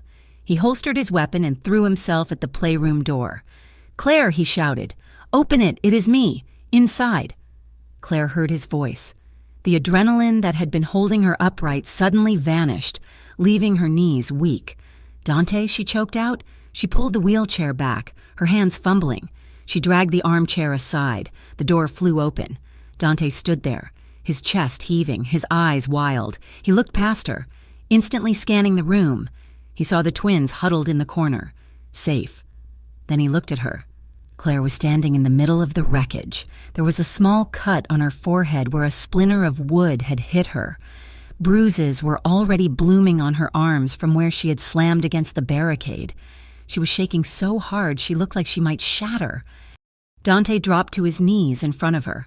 The guards, the noise, the ruined furniture, it all faded into a gray blur. "Claire," he rasped. He reached out, his hands hovering near her face, terrified to touch her in case she broke. "Are you hurt? Tell me?" Claire shook her head, a tear finally escaping to track through the blood on her forehead. I am okay. They are okay. I kept them quiet." Dante let out a sound that was half sob, half growl. He stood up, wrapping an arm around her waist to support her, and pulled her toward the door. "Get them to the guest wing," he ordered Rocco, who had appeared behind him. "Get Doctor. Aris, now." An hour later, the house was secure. The police had been called, a necessary complication, but Dante's lawyers were handling them. Dante led Claire into a quiet guest room at the back of the house. The twins were with the housekeeper, eating ice cream as promised, shaken but safe. Claire sat on the edge of the bed. She was still trembling. The shock was setting in. Dante wetted a cloth in the adjacent bathroom and came back. He sat beside her, gently dabbing the cut on her forehead. "You are shaking," he murmured. "I was so scared," Claire whispered. Her voice broke. I thought I was going to fail them. Like Leo, I thought I was going to watch them die." Dante dropped the cloth. He took her face in his hands. His palms were rough, warm, and solid. He forced her to look at him. "You did not fail. he said fiercely. His thumbs brushed away the fresh tears spilling from her eyes. You barricaded the door. You protected them. You were the bravest person in this entire godforsaken house.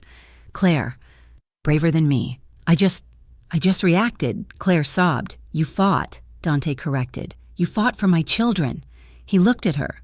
Really looked at her. He saw the exhaustion, the fear, and the overwhelming love she had for his kids. And he felt something inside him snap, the last tether of control he had been holding on to for weeks. The air between them charged, heavy and electric. Their faces were inches apart. He could feel her ragged breath against his lips. Claire, he breathed, he leaned in. It was not a calculated move, it was gravity. Claire met him halfway. Their mouths collided. It was not a gentle kiss, it was desperate. It was a collision of fear and relief, of two people who had just stared into the abyss and found each other still standing on the edge. Dante groaned low in his throat.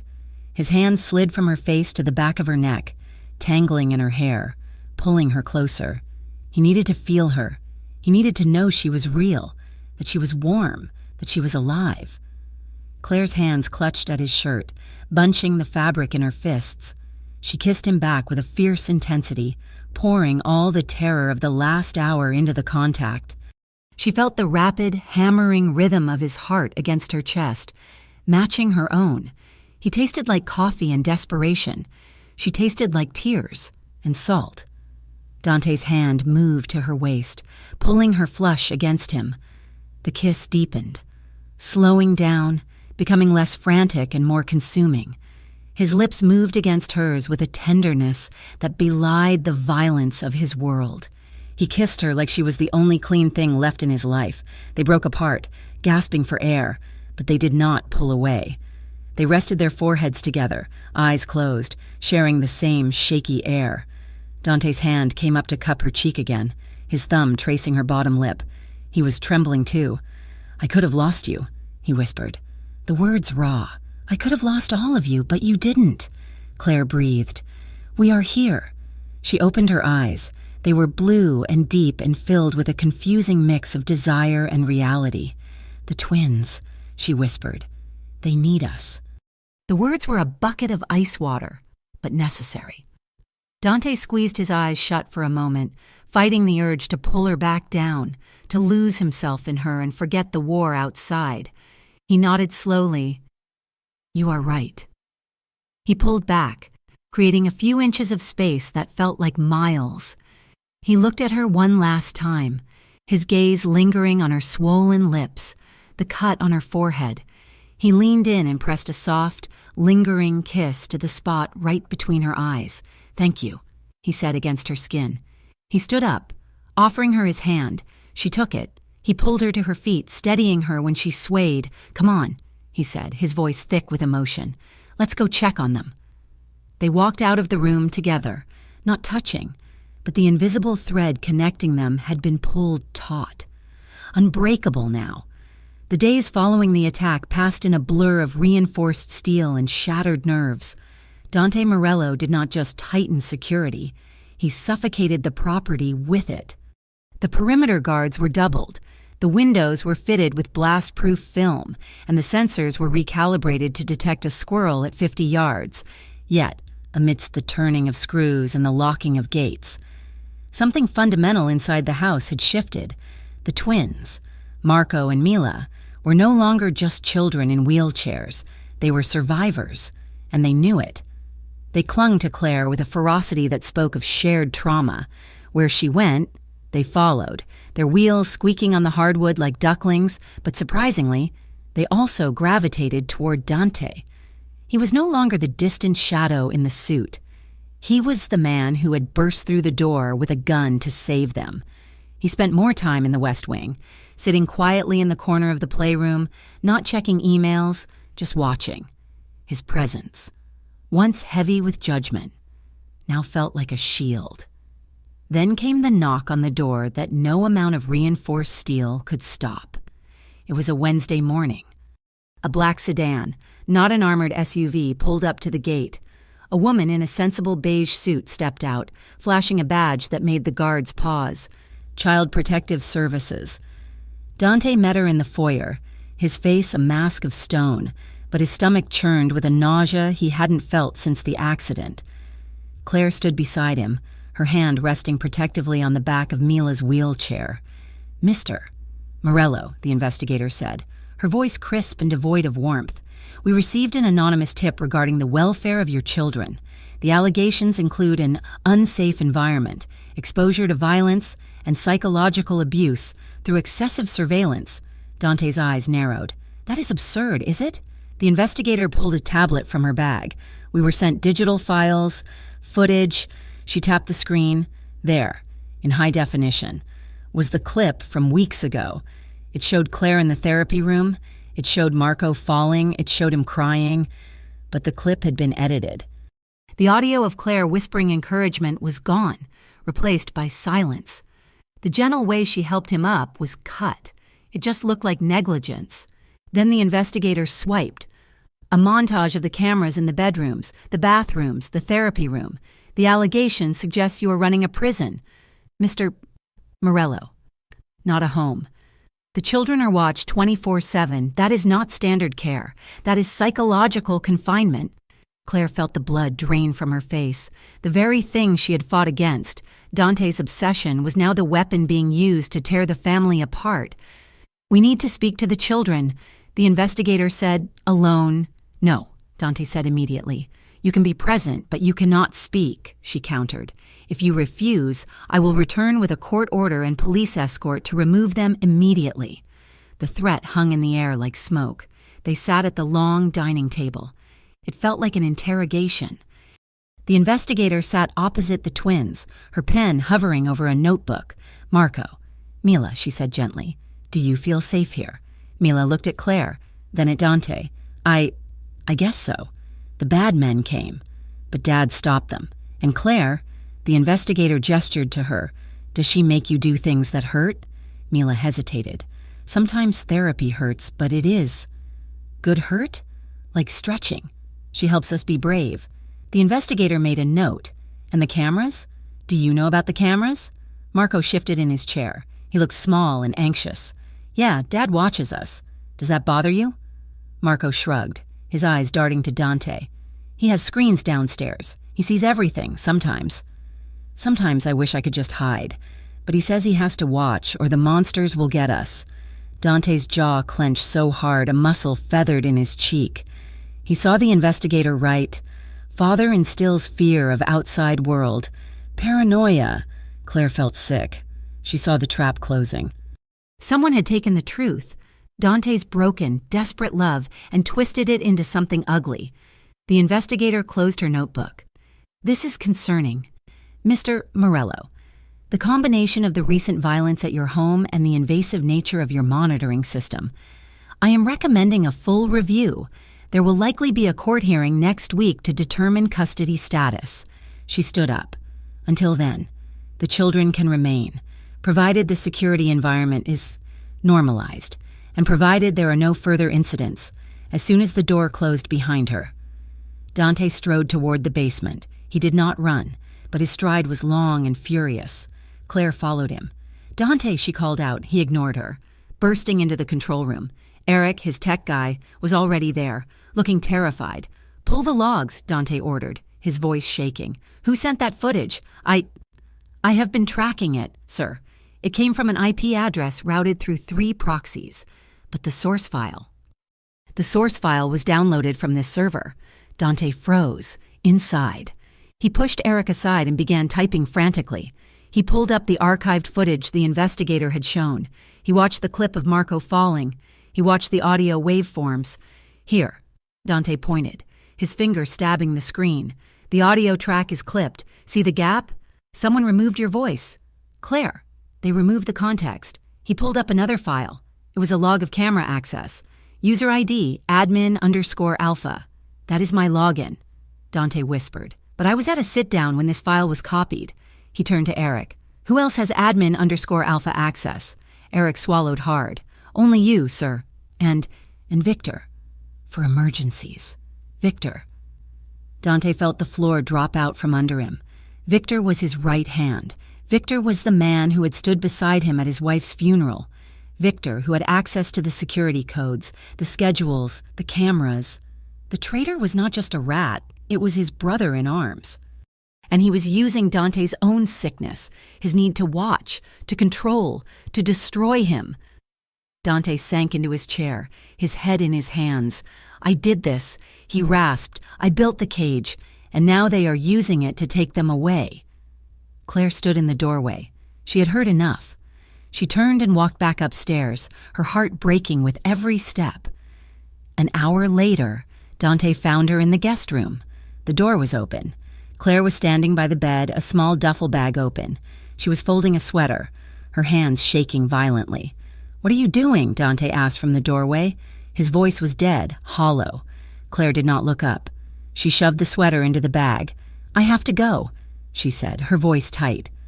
Dante stepped into the room. "Go where?" "Away, if I am not here. If the abusive nanny is gone, maybe the state will back off. Maybe they will let you keep them." She grabbed a stack of books. "I am the problem. Dante, the footage is of me.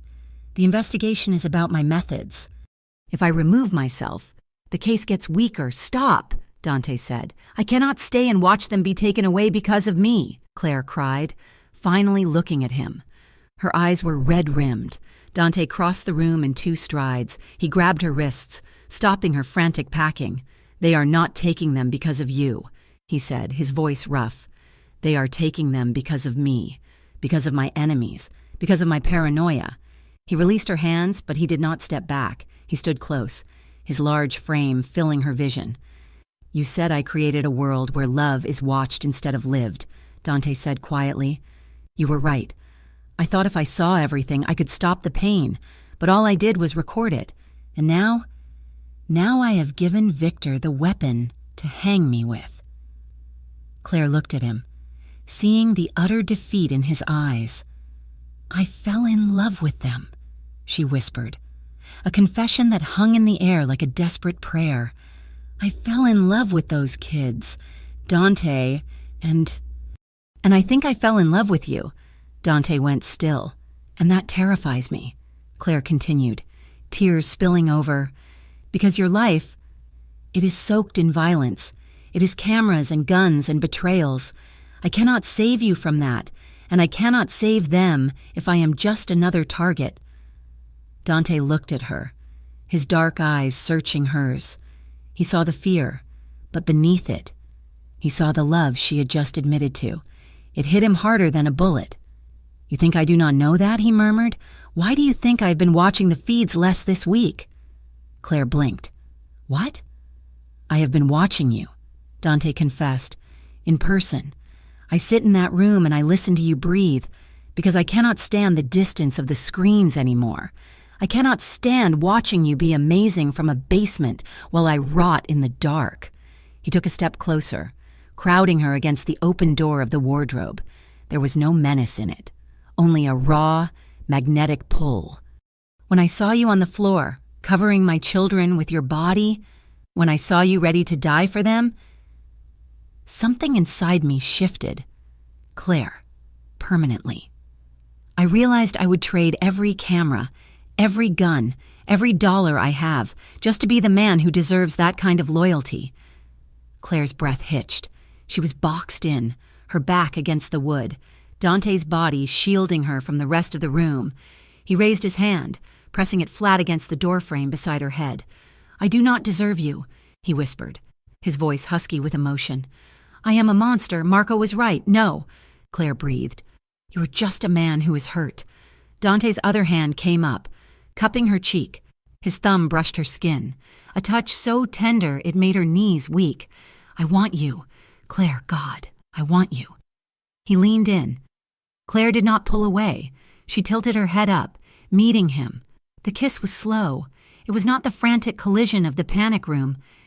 This was deep, lingering, a savoring of the connection. Dante's lips moved against hers with a starving intensity, tasting her, memorizing the shape of her mouth. Claire's hands came up to rest on his chest, feeling the heavy, rapid thud of his heart through his shirt. She opened to him, a soft sigh escaping her throat that Dante swallowed. For a moment, The investigation, the traitor, the Mafia, it all ceased to exist. There was only the heat of his body, the roughness of his hands, and the overwhelming realization that they were two broken pieces that fit together perfectly. Dante pulled back just an inch, his forehead resting against hers. His eyes were closed, his breathing ragged. "Tell me to stop," he whispered. "Tell me to let you go, and I will drive you to the airport myself." Claire looked at him, at the vulnerability etched into his hard features. "You scare me," she admitted, her voice trembling. Dante flinched, starting to pull away. "But losing you scares me more," she finished. Gripping his shirt, Dante let out a breath that sounded like a surrender. He leaned in to kiss her again, deeper this time, a promise sealed in breath and skin. Knock, knock. The sound was sharp, intrusive. "Boss?" Rocco's voice came through the open door. "It is urgent." Dante and Claire broke apart, stumbling back from each other like teenagers caught in the act. Dante straightened his jacket, running a hand through his messy hair. Claire turned away, wiping her eyes and smoothing her shirt, her face burning. "In here," Dante called out, his voice dropping back into its command register, though it was still rough. Rocco stepped in. He looked from Dante to Claire, noting the tension, the flushed faces, the open suitcase. He did not say a word about it. "We found the leak," Rocco said grimly. "It is confirmed. It is Victor. He has been feeding the Draven Syndicate intel for months, the footage, the schedules, the perimeter codes. He is the one who let them in last week." Dante's face hardened into a mask of cold fury. The lever was gone. The dawn was back. "Where is he?" "He's at the warehouse by the docks. He thinks he is meeting Draven to finalize the takeover of your territory." Dante nodded. "Set up a meeting. Tell him I want to negotiate a peace treaty with Draven. Tell him I am done fighting." "You are going to surrender?" Claire asked, turning to him, horrified. Dante looked at her. "No, I'm going to end it." He turned to Rocco. "Get the car ready, and Rocco, bring the recording equipment, not for the cameras, for evidence." Rocco nodded and left. Dante turned back to Claire. He reached out, taking her hand. His grip was firm. "I have to go." "I know," she said softly. "This ends tonight, Claire. I promise you. No more cameras, no more fear." Before he left, Dante walked to the nursery. The twins were on the floor, reading a book. Claire was sitting in the chair nearby, watching them. The atmosphere was heavy with the unspoken departure. Dante walked in. He did not stand over them. He knelt down on the rug, ruining the crease in his trousers, until he was eye level with Marco and Mila. "Hey," he said softly. "Dad?" Marco looked up, surprised. "You are going out?" "I have some business to finish," Dante said, "but I wanted to tell you something." He reached out and placed a hand on Marco's knee and one on Mila's arm. "I know I have been scary. I know I watched too much. I am sorry." Mila's eyes widened. Adults in their world did not apologize. "I'm going to make things safe," Dante promised, his voice thick. "Real safe. Not just cameras safe, but I have to do something hard tonight, and I need you to know. Whatever happens, whatever you hear, I did it for you." He stood up, his knees cracking. He looked at the twins one last time, memorizing their faces, just in case. "Be good for Claire," he said. He turned and walked to the door. Claire was waiting for him. She walked him to the foyer. The guards were waiting by the heavy front door. The armored car was idling outside. It felt like a funeral procession. Dante stopped. He turned to Claire. He did not care about the guards. He did not care about Rocco watching. He reached out and cupped the back of her head, his fingers tangling in her ponytail. He pressed his lips to her forehead, a lingering, reverent touch. Then he tilted her head up and kissed her mouth. It was short, hard, and intense. It tasted of fear and longing and a desperate plea. "Come back to me," the kiss said. "I will wait." Her lips answered. He pulled away, his eyes dark and burning. "Lock the door behind me," he ordered. Then he turned and walked out into the night, leaving Claire standing in the empty foyer, her hand pressed to her mouth, praying to a God she hadn't spoken to in years that he would come home. Part 6, the warehouse smelled of salt water, diesel fuel, and imminent violence. It was a cavernous structure located on the far edge of the shipping yards in Harbor Heights, a place where the city lights did not reach. The only illumination came from suspended industrial bulbs that cast long, flickering shadows against the corrugated steel walls. Dante Morello stood at the head of a rusted metal table. He was perfectly still. His coat was buttoned, his hands resting flat on the surface. Behind him stood Rocco, looking grim. Across the table sat Victor, Dante's trusted lieutenant, flanked by 3 men from the Draven Syndicate, rivals who looked uncomfortable in the presence of the notorious Morello Don. The air was thick enough to choke on. "So," Victor said, leaning back with a cocky grin that did not quite reach his eyes, "we are here. You said you wanted to talk peace. Let us talk peace. The Dravens are ready to accept your territory."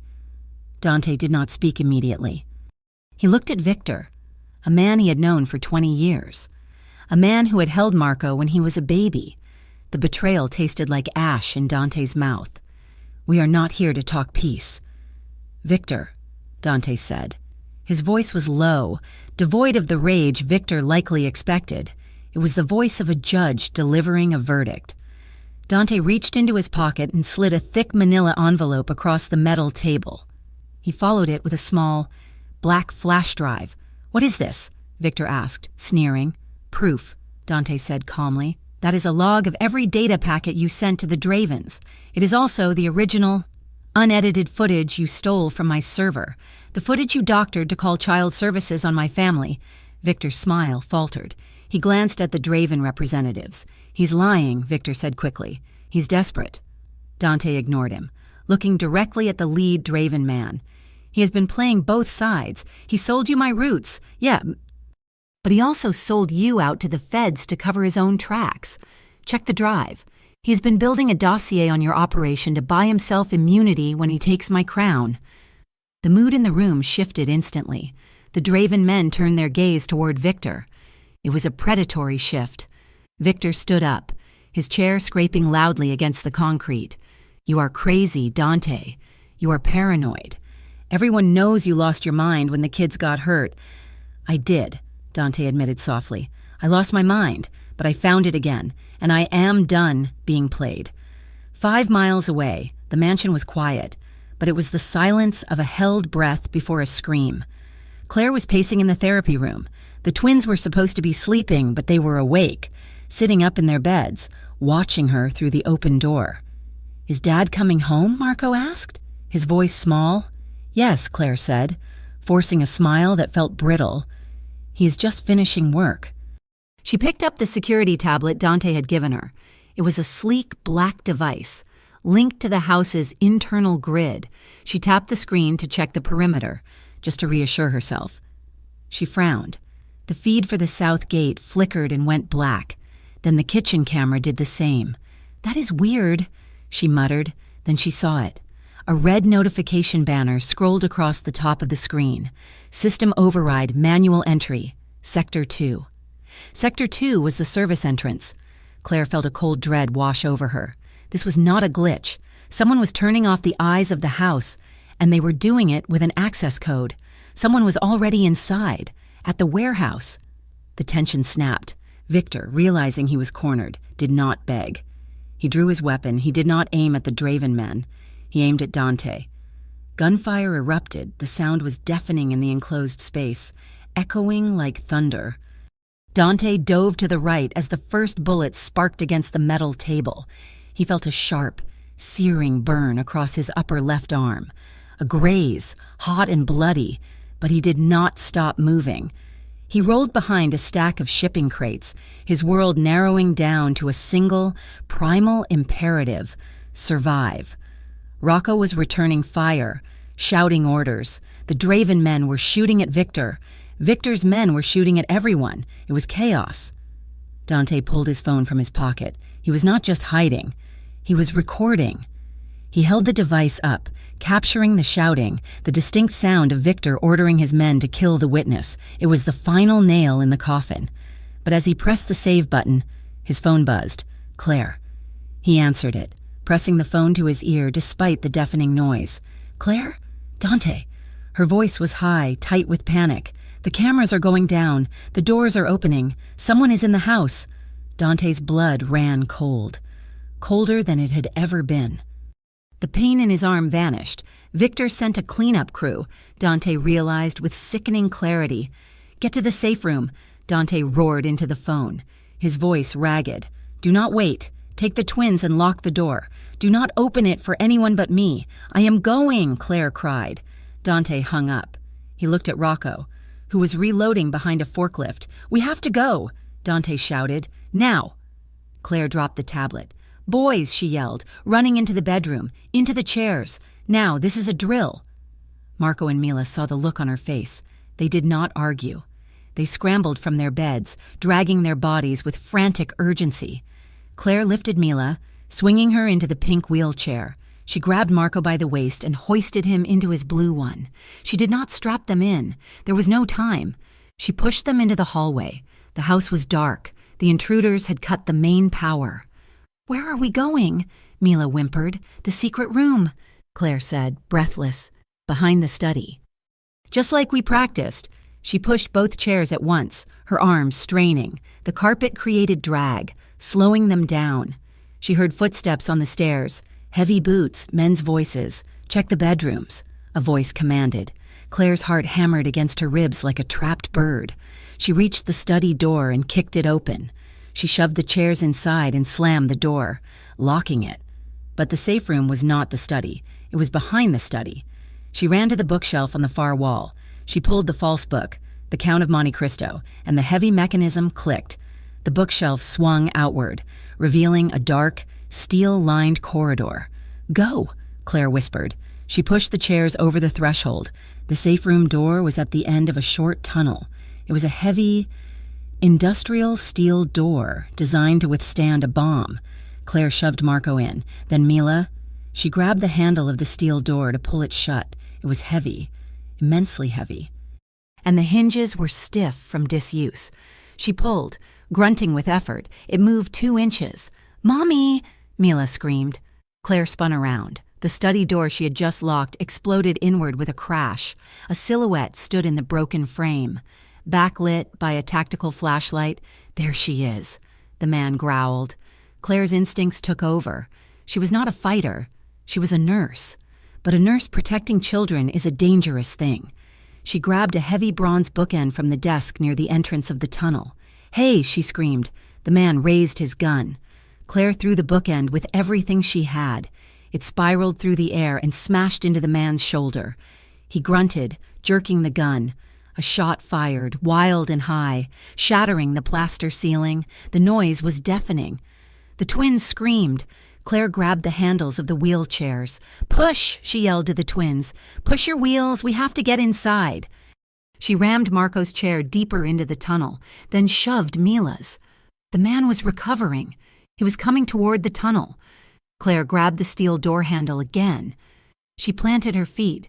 "Help me!" she cried to the children, Marco and Mila. Faces pale and streaked with tears, grabbed the internal handle of the door from their chairs. "Pull," Claire commanded. "Use your arms. Just like the gym. Pull."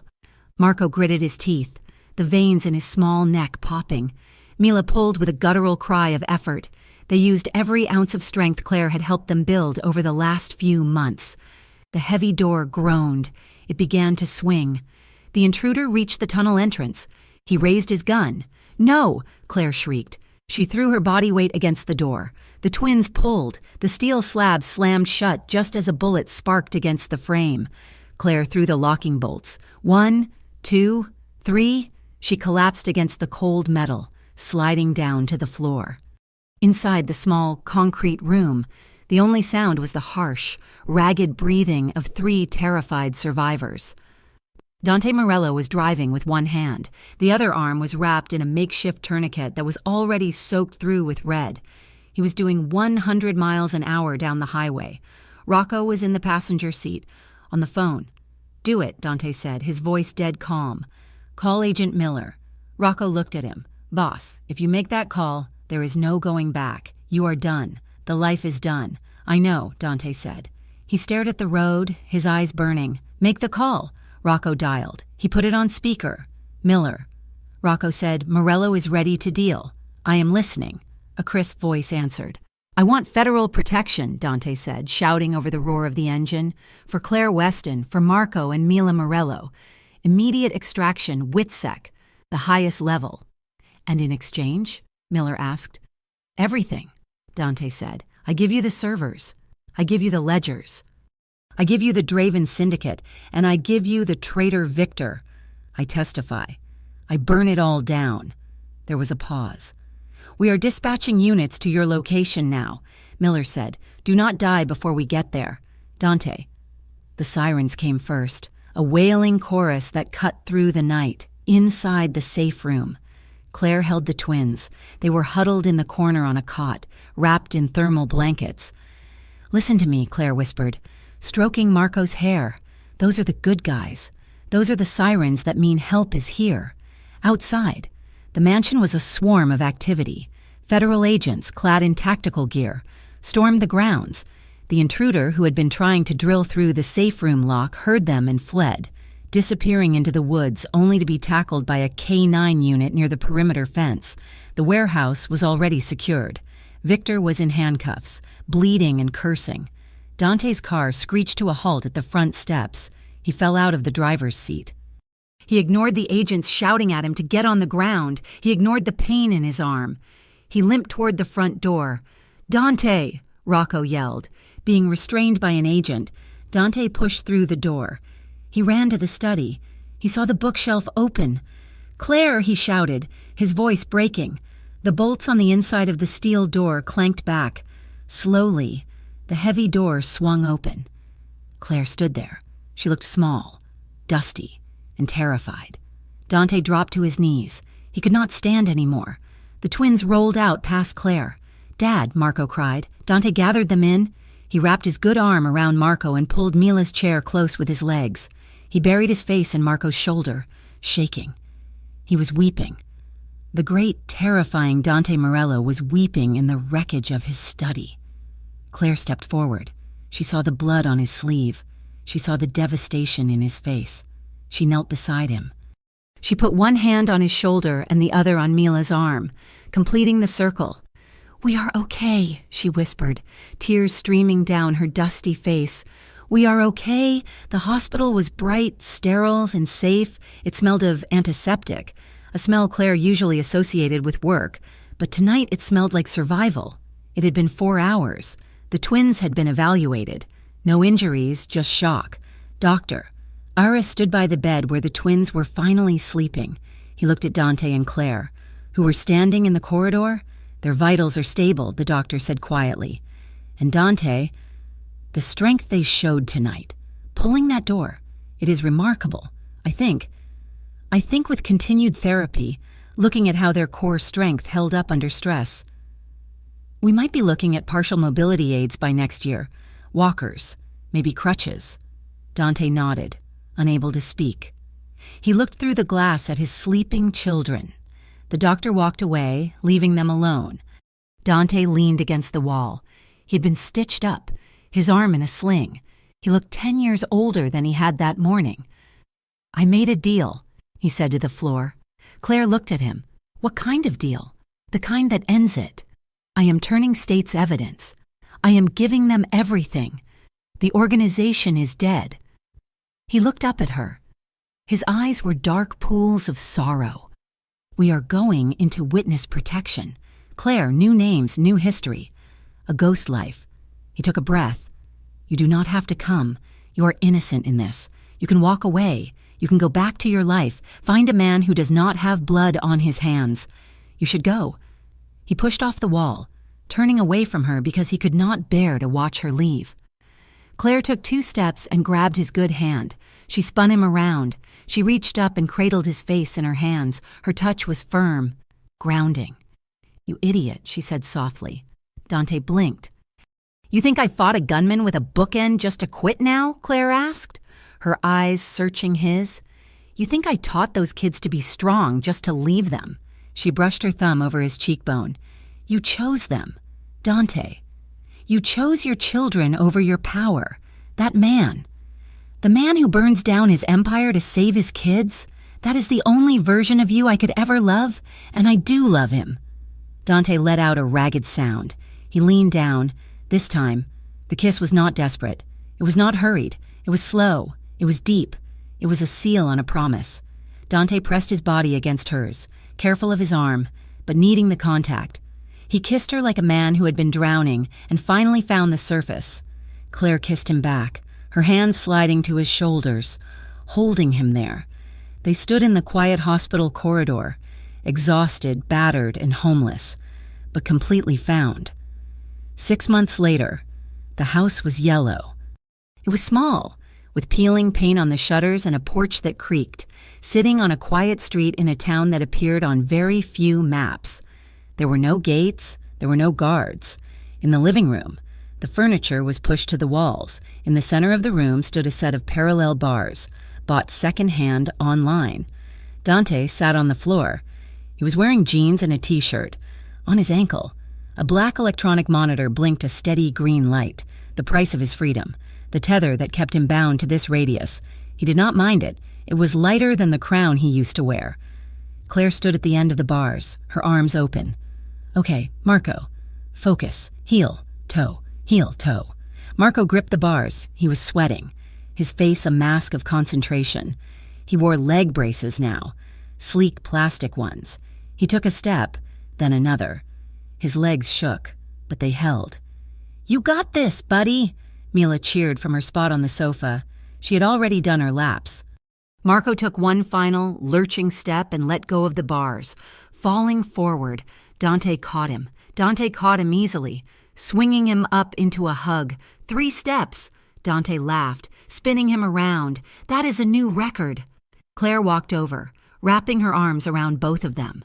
Mila scrambled off the couch, dragging herself over to join the pile. They collapsed onto the rug in a laughing, tearful heap of limbs. Dante looked up. On the bookshelf, sitting next to a potted plant, was a small webcam. It was disconnected, the cord coiled neatly beside it. He looked at the camera. He remembered the cold control room. He remembered the screens. He remembered the loneliness of watching life instead of living it. He reached up with a gentle smile and turned the camera face down. Later that evening, the sun set over the suburbs, painting the sky in shades of violet and gold. Dante and Claire stood on the porch. The kids were asleep inside, safe, tired, and happy. Dante wrapped his arms around Claire from behind, resting his chin on her shoulder. She leaned back into him, her hands covering his. "No one is watching," she whispered. "No," Dante said, turning her around to face him. "Just us." He kissed her. It was a kiss under a soft sky, unrecorded, unmonitored, and perfectly, beautifully real. Thank you so much for listening to this story. If you enjoyed the journey of Dante and Claire, I would love to hear from you. Please leave a comment down below telling me where in the world you are listening from. I love seeing how far these stories travel. If you want more emotional, intense, and romantic stories like this one, please make sure to subscribe to Mafia Romance Stories and hit that notification bell so you never miss an upload. What was your favorite part of the story? Did you like how Dante redeemed himself? Share your thoughts in English in the comments section. I read every single one. Until next time, keep believing in love.